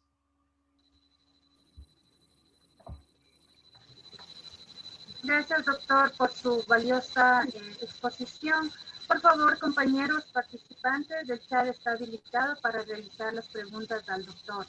Le agradecemos nuevamente, doctora Maya, por ilustrarnos en el uso correcto de la mascarilla, la limpieza y la desinfección de superficies, la higiene de las manos con agua y jabón.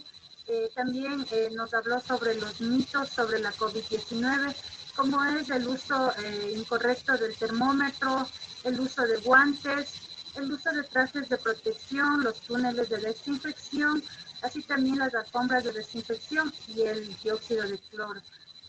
Por favor, ingeniera Gabriela Trujillo, para que nos ayude con las preguntas al doctor. Gracias, muy buenas noches con todos nuestros participantes. Doctor Luis Amaya, tenemos las siguientes preguntas. Para las personas que sufren de asma, ¿es recomendable que utilicen mascarillas? ¿Cuál nos podría recomendar al respecto? Perfecto, muy buena pregunta. Las personas que sufren de asma no deberían tener ningún problema por utilizar las mascarillas. Si es que usted utiliza una mascarilla quirúrgica certificada o utiliza una mascarilla N95, la gran ventaja de este tipo de mascarillas es que están fabricadas justamente para evitar eliminación de partículas que pueden generar molestias en personas asmáticas, así que no habría ningún problema. Por la fabricación que estas tienen, no debería haber ningún problema. Sin embargo, las personas asmáticas a veces son un poquito más sensibles al polvo en el ambiente. Si es que usted utiliza una mascarilla reusable de las que se lavan, por favor asegúrese de lavarla y secarla muy bien para evitar que se acumule polvo y ese polvo le pueda generar alguna molestia en el momento de respirar. No existe ninguna contraindicación. Las personas que tienen asma pueden utilizar con total seguridad las mascarillas y pueden beneficiarse muy bien en la prevención de COVID utilizándolas de manera adecuada como lo habíamos visto. No hay ninguna contraindicación. Una persona con asma puede utilizar con toda seguridad una mascarilla. La siguiente pregunta.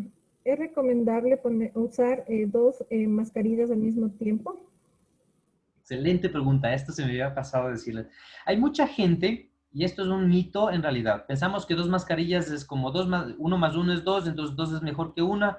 Es un error, ¿ya? Pero les voy a explicar en qué casos, en los únicos casos en los que sí se está recomendado utilizar, pero eso más es en personal médico. La gente utiliza usualmente esta mascarilla quirúrgica y hace esto. Se la pone y encima se pone la N95 pensando que les da más protección. Eso es un error. Recuerde lo siguiente. En el momento en que usted usa una mascarilla, acuérdese lo que le dije, para que la mascarilla funcione perfectamente debe estar muy bien fijada a su superficie facial en todos los lados por donde está la mascarilla. Si yo me pongo una mascarilla quirúrgica y encima me pongo la N95, que es mucho más efectiva para filtrar que la mascarilla quirúrgica, si yo me pongo encima la N95, mire qué es lo que pasa. Ya la mascarilla N95 no se me fija bien a la cara, ni por aquí, ni por acá, ni por acá, mucho menos por acá abajo. Entonces la mascarilla N95 prácticamente ya no funciona porque no se está fijando bien a mi superficie facial. En medicina está aceptado utilizar de esta manera la doble mascarilla. Me pongo primero la N95, que es la que tiene mejor eficacia para filtrar, ajusto bien a la superficie de mi cara, me pongo bien todos los elásticos muy bien, igual con el N95, nunca cruce los elásticos, por favor, los elásticos siempre sin cruzarse, ¿sí? Siempre por separado los elásticos, me la pongo bien, pero como la N95 es bastante escasa en el ambiente médico, encima si me pongo la quirúrgica, ¿para qué? Si se me empieza a contaminar el ambiente alrededor, la que reciba esa contaminación sea la quirúrgica, yo desecho la quirúrgica y así puedo darle un tiempo de vida útil mucho mayor a la mascarilla N95. Pero es un gravísimo error ponerse una mascarilla por debajo quirúrgica y encima la N95, porque la N95, que es la mejor, la que tiene mejor eficacia de filtración, no estaría cumpliendo su función de manera adecuada porque no se fija bien a la superficie de mi cara. En la parte general, para el público en general que está fuera de las áreas laborales hospitalarias, basta una mascarilla utilizarla para que usted esté seguro. Si es la N95, recuerde que se fije muy bien a toda su superficie facial. Cómprese una mascarilla N95, verá que vienen en tallas también, cómprese la talla adecuada para su cara, pero basta con una, no es necesario más. La única razón para utilizar doble mascarilla no es para tener doble protección, simple y llanamente es para aumentar un poquito la vida útil y evitar que mi mascarilla se me ensucie, se me dañe o se me contamine rápidamente en ambientes hospitalarios donde sí se trabaja con material contaminado.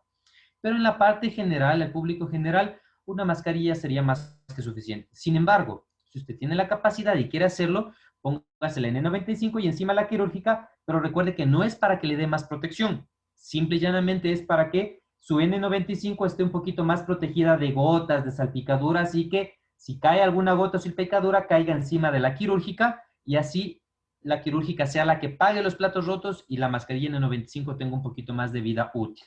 Pero es la única razón para utilizarla. Doble mascarilla no da doble protección. Muchísimas gracias, doctor. Un placer inmenso y pues cualquier cosa igual estoy a la orden. Un privilegio inmenso para mí compartir con todos ustedes y espero que esta pequeña charla pues haya sido de provecho para todos. Muchas gracias, doctor. Agradecemos su ponencia que ha sido muy valiosa en esta jornada de hoy. A continuación, le damos la cordial bienvenida al ingeniero Darío Cepeda, quien es director de CIPAE, quien nos ilustrará con la ponencia del impacto de la agricultura campesina y familiar durante la emergencia sanitaria COVID y restos post-pandemia. El ingeniero Darío Cepeda es ingeniero agrónomo graduado en la Facultad de Ciencias Agrícolas de la Universidad Central del Ecuador. Sus estudios los realizó en el Agro Paris Tech, en Francia, donde obtuvo el título de máster en Geografía y Prácticas de Desarrollo en el año 2004. Además, es doctor en Agroeconomía en el año 2009. Se desempeña como docente en la Universidad Central del Ecuador de las cátedras de Gestión de Mercado Agropecuario y Economía Agrícola, así como docente invitado de las maestrías de la Universidad Andina Simón Bolívar del Ecuador. En el campo de la investigación ha colaborado como investigador principal y asociado en el Sistema de Investigación sobre la Problemática Agraria del Ecuador, CIPAE 2004 al 2010, además de trabajos de investigación colaborativos en AgroPost Paris Tech y la Universidad Central desde el 2015 hasta la actualidad. Las áreas de trabajo con las que el ingeniero está relacionada es agroeconomía, agricultura comparada, que se trata del estudio del desarrollo agrícola y los diferentes sistemas agrarios a través del mundo y de la historia. Bienvenido, ingeniero Darío Cepeda. Muchas gracias. Buenas noches con todas, con todos. Para mí es un gusto compartir algunas reflexiones respecto al tema de los impactos del COVID en la agricultura campesina. Hemos planteado una pequeña intervención. Vamos a tratar de acortar un poco debido a los tiempos que tenemos y más bien tal vez plantear algunas preguntas o reflexiones que queden entre los participantes.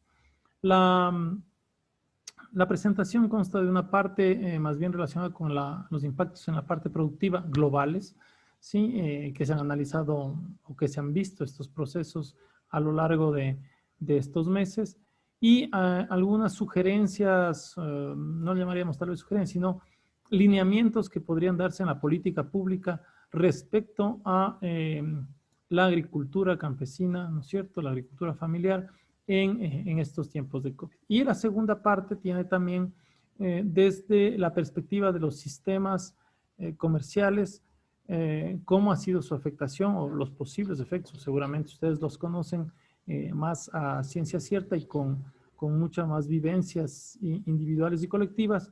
Y también una suerte de lineamientos o de ideas sobre políticas públicas respecto a estas situaciones del impacto en el COVID, es decir, cómo podríamos establecer una situación. Para esto vamos a proceder a compartir la pantalla. Es una breve presentación y vamos a tratar de hacerle lo más dinámica posible para poder avanzar y que se respondan algunas de sus inquietudes o de sus planteamientos. Entonces, ¿cuál ha sido la situación o que se ha generado, ¿no es cierto? Entonces, ha generado primero una emergencia producida por la pandemia, diversos efectos, múltiples situaciones En el sector de la agricultura, es decir, efectivamente hay diversos y múltiples efectos para la agricultura, para todos los sectores, para el turismo, para el comercio, pero en especial hemos considerado esto para la producción campesina. Es decir, hay un énfasis o una reflexión de los impactos sobre la producción campesina. Diríamos que todavía la situación en el mundo es incierta, es decir, han pasado ya varios meses, 6 meses, y sigue siendo incierta, es decir, nuevamente aparece una segunda ola, otra vez se incrementan los casos, ya nos ha explicado el doctor en el observatorio, ¿no es cierto?, del observatorio, la situación es cómo está. Y en las zonas rurales tal vez son todavía más inciertas algunas situaciones que se han dado. Si bien se ha logrado desarrollar y habituar de cierta manera, vamos a decirlo, con esta pandemia, pero todavía las situaciones son inciertas. No hay un claro esbozo de hacia dónde podríamos ir cambiando o si se generarán grandes cambios o no en estas situaciones de pandemia.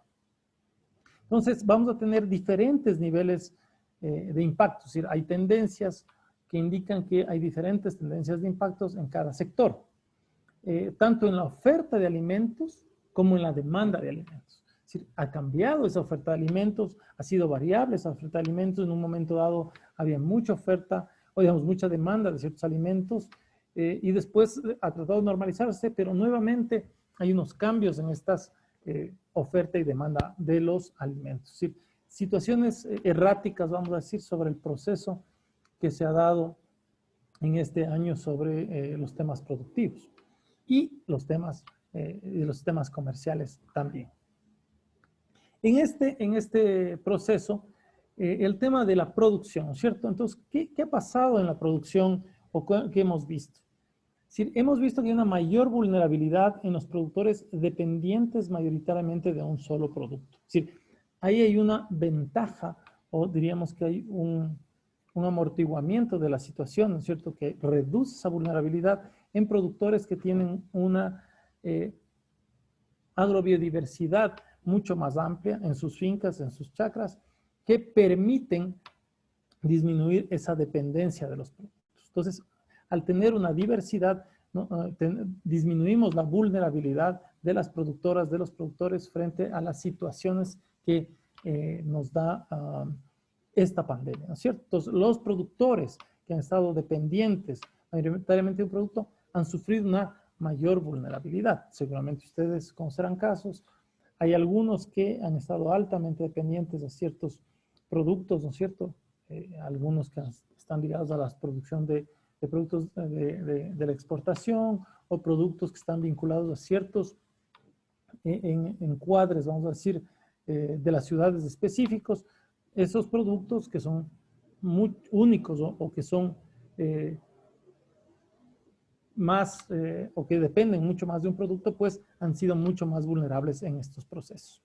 Entonces, ¿qué quiero decir? Que los sistemas productivos también altamente demandantes de insumos externos han sufrido mayor vulnerabilidad. Es decir, que quienes dependían de fertilizantes, fungicidas, frente a toda esta pandemia y esta situación de impedimento de movilidad, de disminución del comercio internacional, de transacciones, de intercambios, han sufrido de alguna manera una mayor afectación, ¿no es cierto? Entonces, los que eran más bien sistemas más resilientes, que utilizaban sus propios residuos para producción o que estaban vinculados a un ciclo mucho más interno dentro de la finca, han permitido ser menos vulnerables. Eso es otro punto, también una ventaja de la agroecología, podríamos decir, ¿no es cierto?, que tiene esos procesos mucho más internos, ¿no?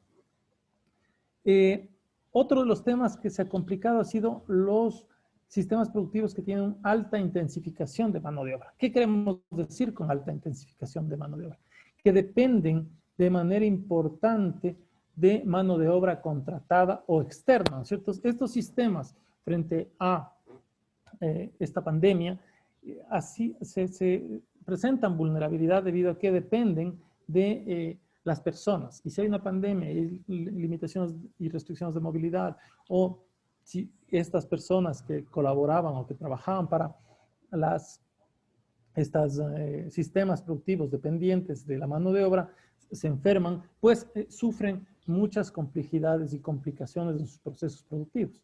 No así los que tenemos una mano de obra familiar en donde de cierta manera se puede trabajar en conjunto en la unidad con la familia y que depende mucho menos de esta situación.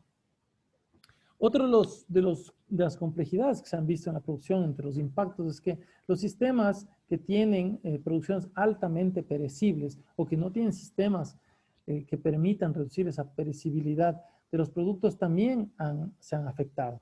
Es decir, las producciones que tienen perecibilidad alta, pues se ven afectados por la pandemia por los tiempos de transporte, por los tiempos de consumo, por los tiempos de movilidad.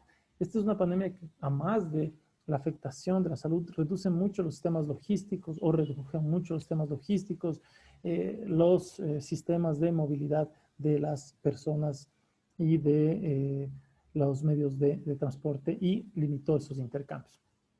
Y por último, se presentaron nuevos ciclos de producción con posibles restricciones, es decir, había limitación en insumos, limitación en semilla, limitación en mano de obra, limitación en maquinaria, y eso genera una incertidumbre en los procesos productivos y en los nuevos ciclos productivos con respecto a la producción. Es decir, que los impactos se centraron en una vulnerabilidad a los productores que eran mayoritariamente dependientes de un solo producto, los que utilizaban o tenían componentes de insumos externos importantes, los que utilizaban mucha mano de obra contratada o externa y que eran perecibles, ¿no es cierto?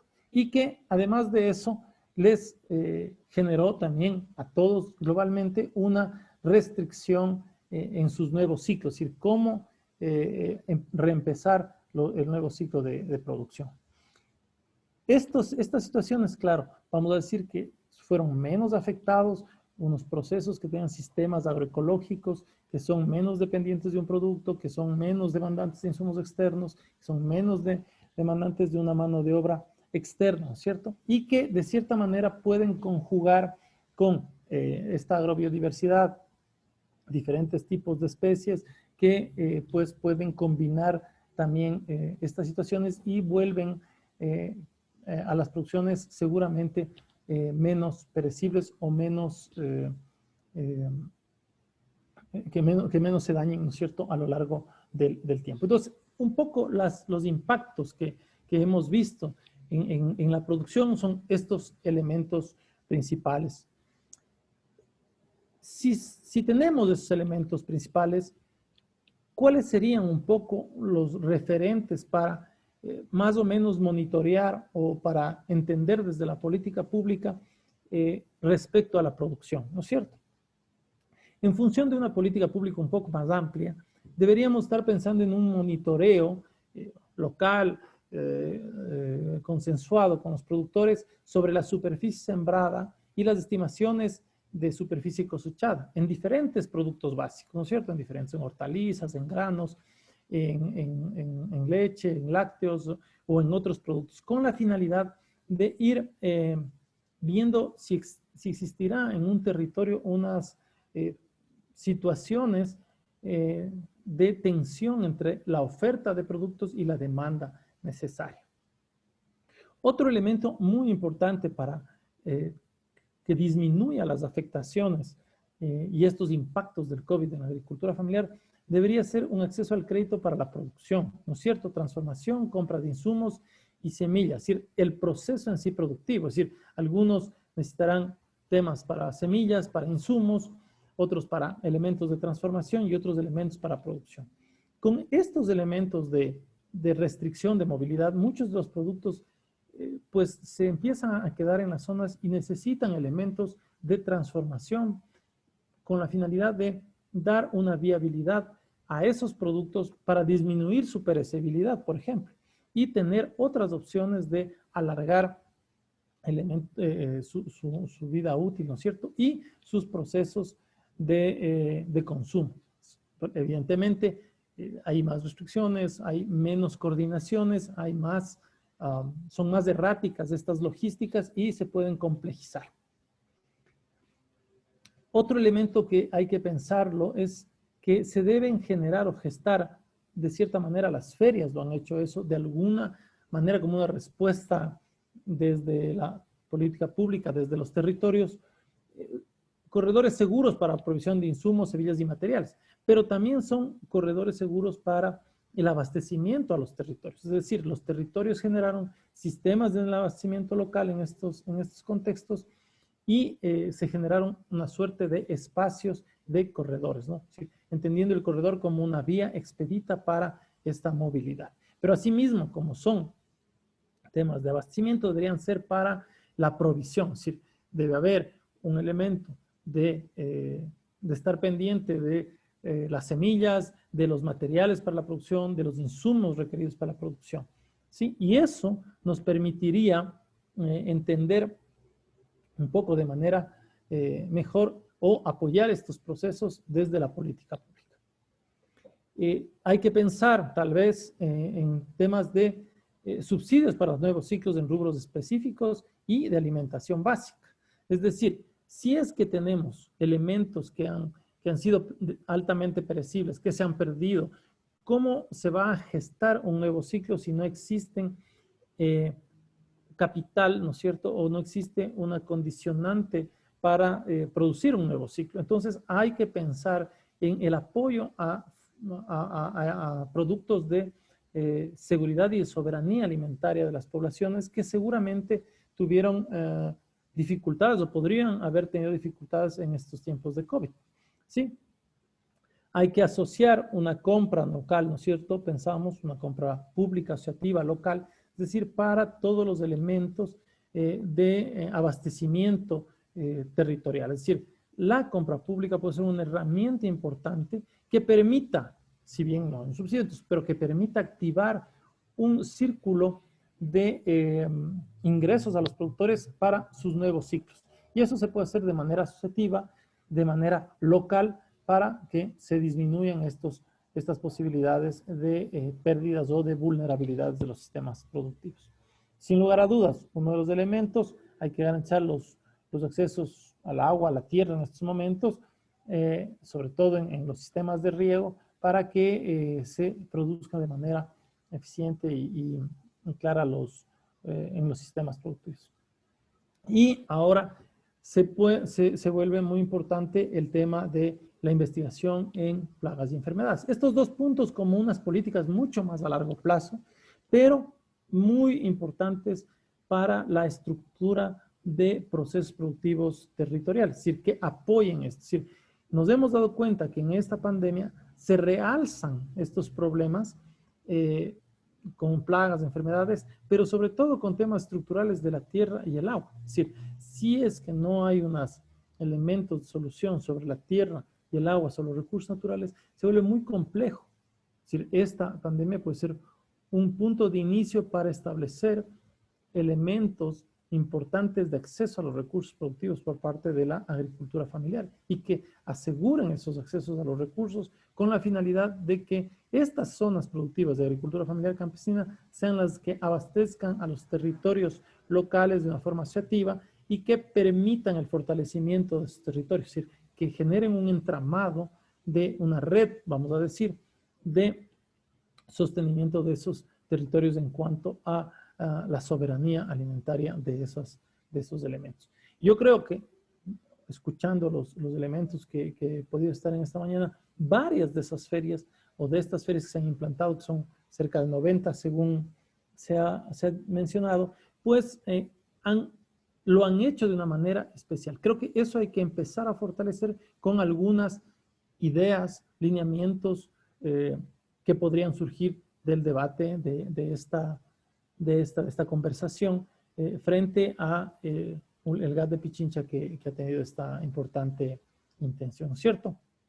Entonces, aquí podemos empezar a ver algunos temas. Creemos que estos 6 puntos o 7 puntos son fundamentales para continuar o apoyar al fortalecimiento de la agricultura familiar campesina que ha estado presente y sosteniendo a los territorios locales y a los territorios cercanos, también hablando como la ciudad de Quito, ¿no es cierto?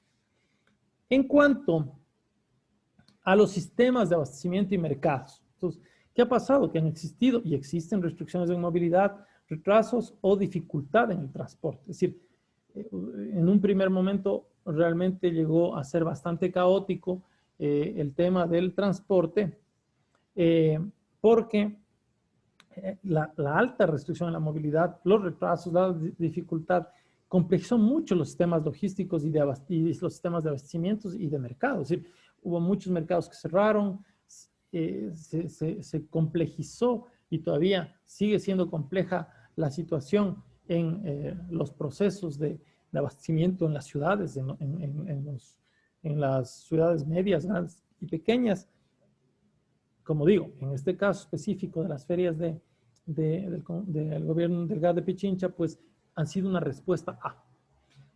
Otro elemento es que frente a estas restricciones hay complicaciones en los flujos de productos de las zonas de producción hacia espacios de consumo. ¿Sí? Entonces, si hay zonas de producción que tienen una dependencia a un producto, es muy complejo un territorio porque el territorio se vuelve dependiente también alimentariamente de ese producto y su población se vuelve dependiente. Entonces, la importancia radica en una agrobiodiversidad del territorio, no solo de la finca, pero también del territorio para la búsqueda de un sostenimiento, un respaldo hacia la soberanía alimentaria de estas poblaciones. Debido a que hay unas complicaciones de flujos de productos, es decir, productos de la costa para llegar a la sierra, o de la sierra para la costa o la Amazonía, tenían graves problemas para poder realizar estos intercambios. Entonces había complicaciones de los flujos de productos, ¿no es cierto? Desde las zonas de producción hasta los espacios de consumo. Y había una mayor afectación en las cadenas de valor, o sea, en las cadenas o en los circuitos comerciales que tenían mucho más personas. Es decir, mientras más larga era la cadena, más compleja era el flujo de productos y era más compleja la restricción, la movilidad, los retrasos y la logística y la llegada, ¿no es cierto? Pero también en la distancia, ¿no es cierto? Es decir, mientras más número de agentes, pero también en distancia, es decir, era mucho más complejo movilizar desde, vamos a decir, espacios de la costa o de la Amazonía lejanos a los centros de consumo, era más difícil, o sea, o se complejizaba más el sistema de abastecimiento de esos productos con respecto a una producción local y de abastecimiento local. Es decir, entonces, mientras más número de agentes había, más complejo el impacto en el COVID, más complejo si también era geográficamente distante y además de eso si tenía mucho más personas que intervenían en ese proceso de transformación o que había más actores en los insumos. Es decir, si yo tenía que establecer las cajas o los pallets, más el sistema del enfundado, más el sistema del almacenaje en frío. Entonces, eso hacía que hayan más insumos y era mucho más complejo y muchos más impactos en los sistemas de abastecimiento y los mercados de esos productos. Asimismo, los productores o los comerciantes que tenían escasa diversificación de mercados, es decir, que dependían de un solo canal de salida de su producto, tuvieron o tienen mayor afectación. Es decir, si yo tengo solo un comprador o es una empresa la compradora, pues de toda mi producción, cualquier cambio, como hubo o está habiendo, cualquier cambio en la política de compra de ese canal, de esa empresa, en este caso como ejemplo, lo afecta de mayor manera, ¿no es cierto? Un cambio en el precio, un cambio de los días de compra, de la cantidad comprada o del volumen comprado, nos afecta de manera muy importante o nos afectó de manera importante o nos está afectando de manera importante. Mientras que si tengo varias posibilidades o varios canales de salida de mi producto, pues voy a tener una menor afectación. Es decir, si tengo mayor diversificación de mercados, si tengo un sistema que tiene, por ejemplo, en una feria, pero también entrego a otro espacio que son unas canastas, y por último también tengo otro comparador en la ciudad, pues tengo una diversificación, disminuye mi nivel de afectación o mi nivel de vulnerabilidad. Entonces, lo que vimos también como un impacto fue que el cierre o las restricciones que hubo en los mercados y ferias conllevó a pérdidas, es decir, frente a la perecibilidad de los productos, estos no pudieron salir, quedaban lejos, hubo problemas de logísticas y se quedaron, y hubo pérdidas y una disminución de los ingresos de los agricultores. Por eso hablábamos, y de los comerciantes también, por eso hablábamos que tal vez hay que establecer algunos temas de créditos o de apoyos o de sistemas mixtos, por ejemplo, como una compra local pública que permita dinamizar para que los agricultores, los comerciantes puedan tener nuevos ciclos de producción, de comercialización, ¿no es cierto? Otro de los elementos que afectó de manera importante fue la disminución del comercio intrarregional y mundial. Es decir, hay sectores que todavía no se recuperan y van a tener un tiempo importante de recuperación en el comercio internacional, en el comercio intrarregional y mundial. Es decir, ahí seguramente los afectados, los que están vinculados a cadenas con exportación, tienen una mucho mayor sensibilidad. Seguramente también hay productos ganadores, pero en la mayoría hay productos, vamos a decir, que han sufrido procesos de disminución importante.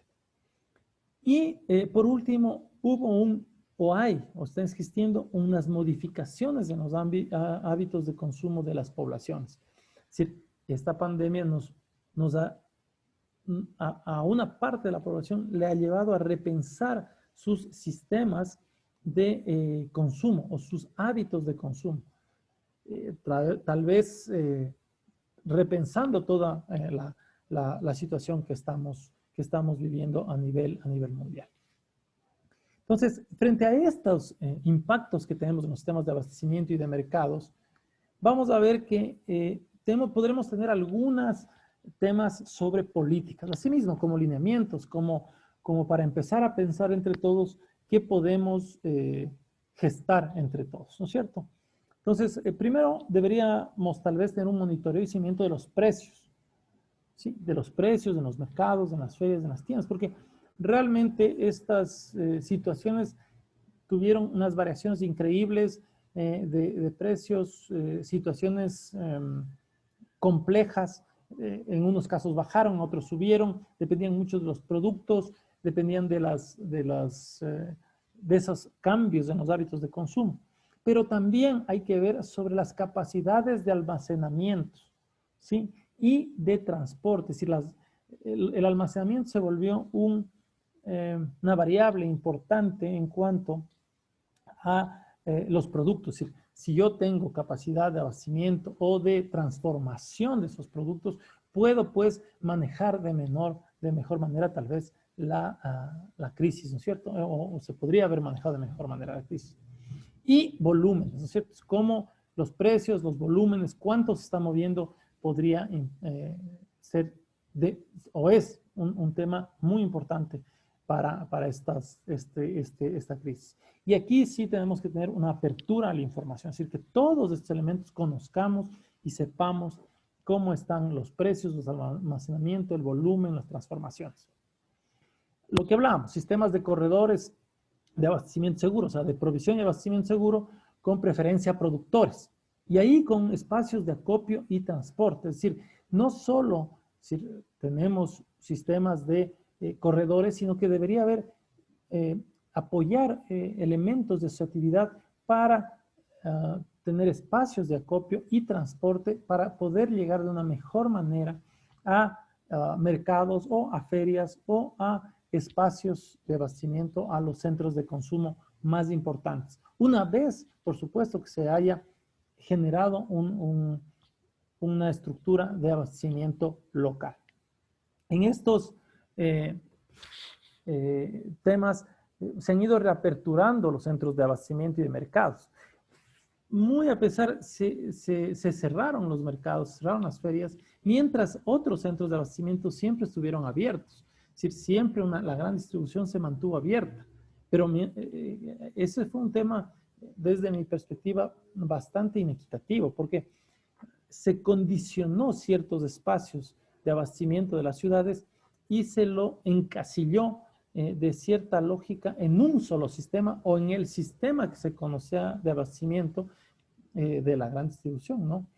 No obstante de aquello, es sumamente importante esa reapertura de los centros, el apoyo a centros de abastecimiento y mercados en las ciudades, en las poblaciones, bajo medidas de seguridad, bajo las condicionantes que permitan un intercambio, ¿no es cierto? Asimismo los camales, los centros de transformación, los centros de acopio, porque se fueron restringiendo de manera importante, dejando a algunos actores presentes en estos sistemas de abastecimiento y que profundizaron los elementos vamos a decir, los elementos de acaparamiento de las poblaciones en el consumo. Si los consumidores solo tienen una o dos vías a donde ir a comprar los productos. Y se dejaron muchos espacios que son tradicionales, que son los mercados, las ferias, pues se las restringieron.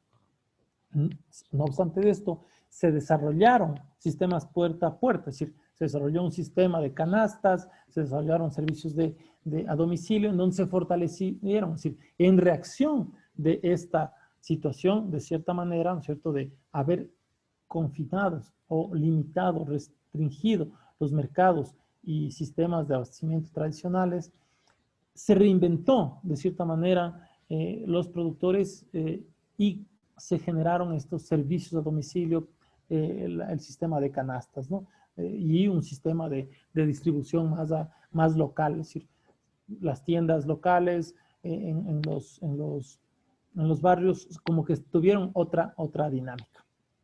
Asimismo, apareció una nueva forma, bueno, ya existía, pero tomó énfasis el comercio electrónico individualizado. Es decir, que por medio de mensajes, por medio del WhatsApp, por medio del chat, decían yo necesito esto, y se generó, a más del sistema puerta a puerta, un sistema de comercio que lo llaman electrónico, ¿cierto? Y eso puso en relacionamiento directo a productores con consumidores. Este es un espacio importante, creo que se debe profundizar en estos espacios de comercio electrónico con algún mecanismo que nos permita interactuar de mejor manera.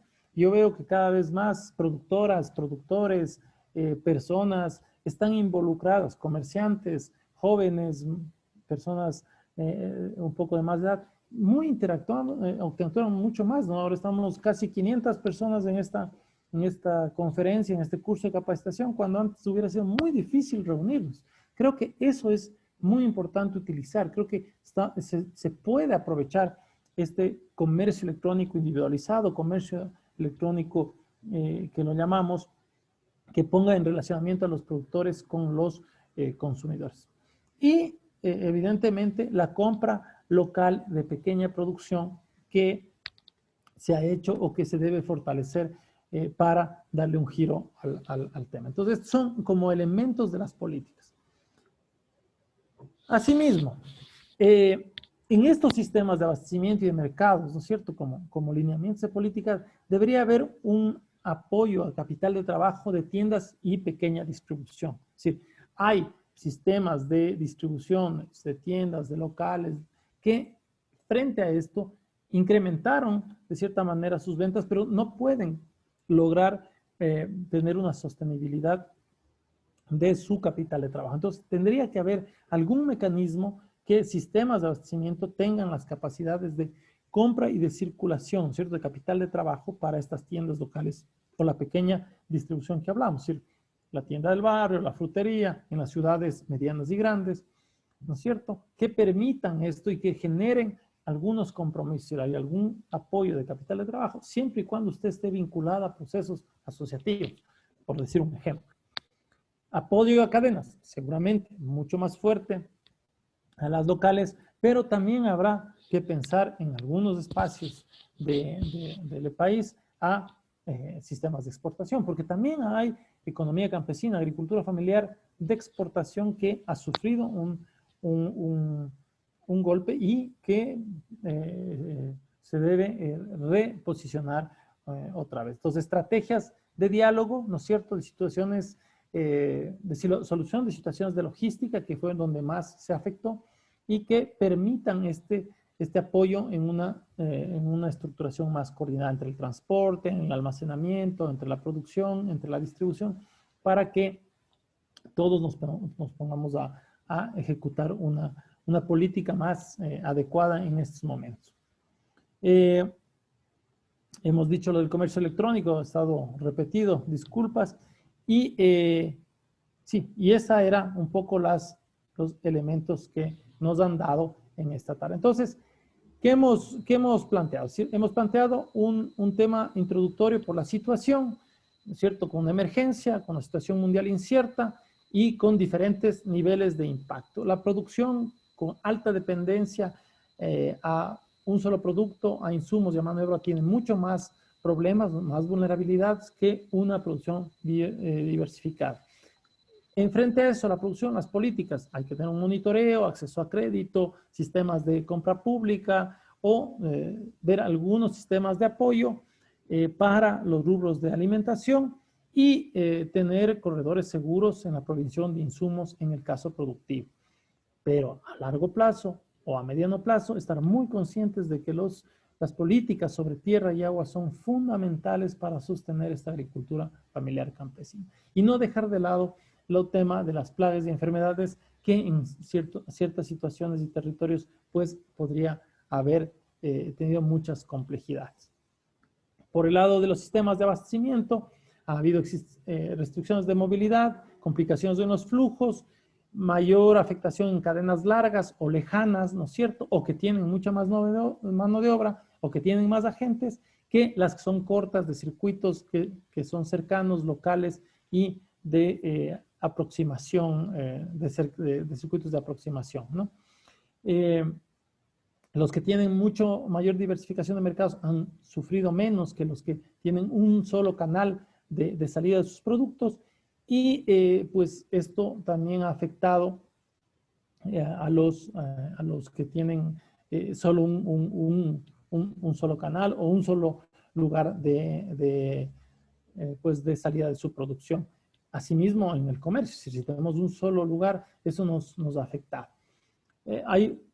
Frente a la restricción de ferias y mercados que cerraron, ¿no es cierto? Las restricciones hizo que se consoliden ciertos sistemas de gran distribución, dejando de lado, pues, y unificando que el consumo vaya a estos sistemas. Por otra parte, se disminuyó el comercio intrarregional o exterior, ¿no es cierto?, y mundial, y eso también afectó a cierto grupo de agricultura familiar campesina que tenía o está involucrada con procesos de exportación. Y por último, en el sistema de abastecimiento hubo un cambio o está existiendo un cambio de hábito de consumo en las poblaciones. Por eso hay que tener un monitoreo sobre los precios, el abastecimiento, los volúmenes, unos sistemas de corredores o de estructuras que permitan intercambio local, pero también de abastecimiento seguro hacia acopio, transporte, de manera asociativa. Debe haber una reapertura de las ferias y un apoyo a las ferias y mercados con sistemas de bioseguridad, los centros de transformación, acopio, camales, ¿no es cierto? Y tendríamos que pensar en un comercio electrónico y en el apoyo al desarrollo de servicio a domicilio, relaciones de puerta a puerta, ¿no es cierto? Sin descuidar la compra local y la pequeña producción. Eso es un poco las ideas que me parecían importantes referirlas en esta intervención. Espero no haberles cansado y pues les agradezco mucho. Muy atento a sus preguntas. Gracias, ingeniero Cepeda, por su valiosa exposición. Vamos a dar inicio a las preguntas. No sé si es que tenemos preguntas o si es que no las hay, por favor, registrar en los chats para que el ingeniero Cepeda pueda responderles. Por favor, ingeniera Gabriela. Muchas gracias. Muy buenas noches, ingeniero Cepeda. Tenemos registradas algunas preguntas de nuestros participantes. Silvia Quizaguano nos dice: somos pequeños productores Y la pregunta es, ¿cómo hacer para conseguir semillas? Ya que se consigue plántulas y no semillas. Pues nosotros no podemos sacar las semillas. Esa es la pregunta que nos hacen desde la parroquia de La Merced. Evidentemente es uno de las complejidades, vamos a decir ahorita la pandemia, es decir, seguramente hubo muchas restricciones o tal vez en algún momento hasta se incrementó la demanda de plántulas y como insumo, ¿no?, para la producción. Y esto ha generado o ha manifestado algunas debilidades en los productores y la necesidad de ellos también hacerse o ser parte de su proceso de producción de plántulas con una base de semillas. Seguramente muchas de las semillas, o varias en sistemas de hortalizas, son importadas. Y ahí la idea es que deberían gestarse ciertos elementos asociativos con apoyo de algunas instituciones que pueden ser públicas o privadas, que encaminen a acuerdos con o importadores de semillas, que son uno de los caminos, o que se geste procesos de recuperación de especies nativas que permitan tener semillas locales adaptadas a los medios. Eso es parte de un proceso de investigación muchas veces. Ahí las universidades deberíamos entrar, si es que me pongo desde el punto de vista de la docencia universitaria y de la investigación, y apoyar a estos espacios con las necesidades presentes planteadas. Es decir, las semillas es un elemento fundamental y clave en los procesos productivos. Entonces, la dependencia o la alta dependencia a este insumo de semillas, pues nos vuelven vulnerables en estos procesos. Creo que la primera, así como una respuesta muy general, la primera idea sería que se empiece una búsqueda de apoyo por parte de organismos públicos, privados, institucionales, universidades, a la adquisición o al acceso a las semillas que tenemos. El INIA tiene un gran banco de germoplasma, por ejemplo, de semillas, que podría ser un referente para algunas producciones. Pero muchas de las semillas, por ejemplo, de hortalizas, son básicamente importadas y ahí tendríamos que depender de un importador. Esa es un poco la respuesta bastante general, pero...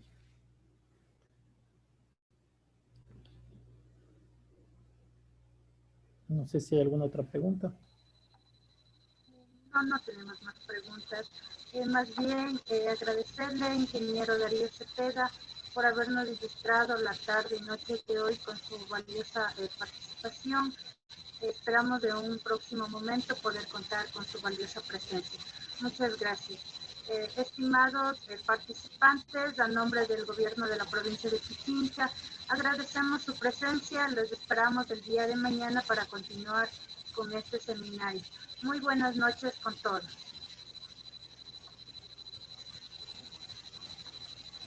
Muchas gracias.